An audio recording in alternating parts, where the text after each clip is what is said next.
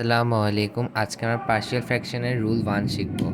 তো rule 1-এর condition হচ্ছে যে যখন ডিনোমিনেটরের ডিগ্রি নিউমেরেটরের ডিগ্রি থেকে বড় হবে তখন আমরা রুল 1 অ্যাপ্লাই করব। তো যেমন একটা ফ্র্যাকশন আমরা ধরে নিলাম x square plus 3x plus 8 by x plus 2 into x minus 1 into x plus 3।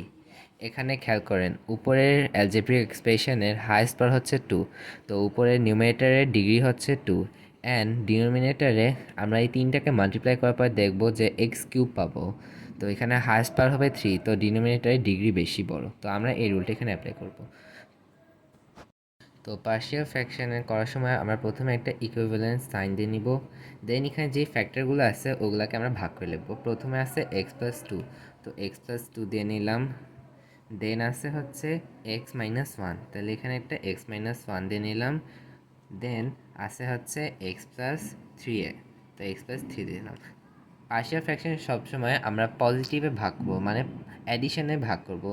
মানে এখানে আমরা এই ফ্র্যাকশনে পার্ট ভাগ ভাগ করতেছি, মানে এই তিনটা পার্টকে আবার যদি আমরা সাম করি তাহলে কিন্তু আবার এই ফ্র্যাকশনটাকেই পাবো।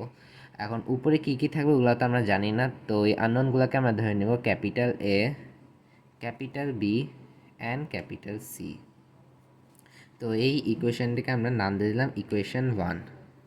এই ইকুয়েশন থেকে আমরা এক্স এর ভিন্ন ভিন্ন মান বের করতে পারি। যেমন আগে যদি আমরা এক্স প্লাস 2 ইকুয়াল টু 0 ধরি তাহলে এক্স এর মান আসবে -2। আবার এক্স মাইনাস 1-এর ভ্যালু যদি আমরা 0 ধরি তখন এক্স এর ভ্যালু আসবে কি +1। আবার এক্স প্লাস 3 এর ভ্যালু যদি আমরা 0 ধরি তখন এক্স এর ভ্যালু আসবে -3। এখন দেখেন এখানে কিন্তু এগুলা ফ্র্যাকশানে আছে। এখন যদি আমরা এক্স এর মান -2 বসাই তখন এখানে -2 বসালে 0 হয়ে যাবে, তখন পুরাটাই নিচে কিন্তু 0। আর কোনো কিছুকে আমরা 0 দ্বারা ডিভাইড করলে সেটা কিন্তু আনডিফাইন হয়ে যায়, তখন কিন্তু এই কোয়েশনটা আমরা সলভ করতে পারবো না। তো এর জন্য প্রথমে করতে হবে কি, এই ডিনোমিনেটরগুলোকে আগে আমাদের রিমুভ করে নিতে হবে। এখন ডিনোমিনেটর রিমুভ করার জন্য যদি আমরা x plus 2 into x minus 1 into x plus 3 এটা দ্বারা পুরো ইকুয়েশনটাকে মাল্টিপ্লাই করি তখন কিন্তু ডিনোমিনেটরগুলো কাটাকাটি হয়ে যাবে।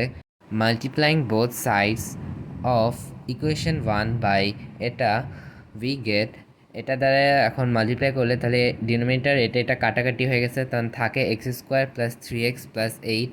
আর ইকুয়েশনের এই সাইডে এটা দ্বারা যখন আমরা মাল্টিপ্লাই করি তখনই প্রত্যেকটার সাথে মাল্টিপ্লাই হবে। তো যখন এটার সাথে মাল্টিপ্লাই হয় তখন এক্স প্লাস 2 আর এক্স প্লাস 2 কেটে যাবে আর বাকি এটা থাকবে, তো এ ইন্টু এটা আছে প্লাস এখন বির সাথে মাল্টিপ্লাই বি বাই এটার সাথে মাল্টিপ্লাই হওয়ার সময় এক্স মাইনাস 1 আর এক্স মাইনাস 1 কেটে গেছে, তখন থাকে x plus 2 into x plus 3 plus C. আর এক্স প্লাস 3 কেটে গেছে এখানে, আর থাকে কি x plus 2 into x minus 1। এই ইকুয়েশনের নাম দিলাম ইকুয়েশন 2। এখন এই ইকুয়েশন থেকে এক্স এর ভিন্ন ভিন্ন মান আসে, যেমন +1 -3 অ্যান্ড -2। তো প্রথমে যদি এক্স এর মান আমরা -2 ধরি তখন এখানে পুরো ইকুয়েশনটায় আমরা এক্স এর সবগুলো এক্স এর জায়গায় আমরা -2 ইনপুট করব। তো এখানে আসবে 6, আর এখানে -2 ইনপুট করলে -2 আর +2 হয়ে যাবে 0। এখন পুরোটার সাথে 0 ইনটু করলে কিন্তু 0 হয়ে যায়, তো বি ভ্যানিশ হয়ে গেছে। অ্যান্ড সি এর এখানে -2 বসালে এখানেও 0 হয়ে যাবে, আর 0 সাথে ইনটু করলে এটা পুরোটা 0, তো এটাও চলে যাবে। এখন এ তাহলে এখানে ক্যালকুলেশন করলে আসবে -3 আর এখানে আসবে 6, তাহলে এ ইকুয়াল টু -6/2 -6/3, তাহলে এর ভ্যালু হচ্ছে -2। ভাবে আবার এক্স এর ভ্যালু আমরা 1 নিব, তো 1 এলে এখানে ক্যালকুলেশন করলে 12 পাবো, আর এই সাইডে এ ভ্যানিশ হয়ে যাবে কারণ 1 - 1 0 হয়ে যাবে, তাহলে পুরাটাই 0। আবার এখানেও সিও পুরাটাই 0 হয়ে যাবে, তো এখানে থাকবে হচ্ছে 12b, এই সাইডে নিয়ে গেলাম 12b আর এখানে 12টা এই সাইডে নিয়ে গেলাম, তাহলে বি এর মান পাবো 1। আবার এক্স এর ভ্যালু যখন আমরা -3 বসাবো এখানে ক্যালকুলেশন করলে আমরা পাবো 8, অ্যান্ড এই সাইডে -3 আর +3 0 হয়ে যাবে, তো এ চলে যাবে। আবার এখানে বিও কিন্তু চলে যাবে, তাহলে থাকবে কি খালি সি, তাহলে 4c ক্যালকুলেশন করলে পাবো। এখন এই সাইডে আনলে সি আর এখানে ডিভাইড করলে পাওয়া যাচ্ছে সি এর মান 2। তো এখন আমরা এবিসি এর মান ইকুয়েশন 1-এ ইনপুট করবো অ্যান্ড আমাদের ম্যাথ শেষ।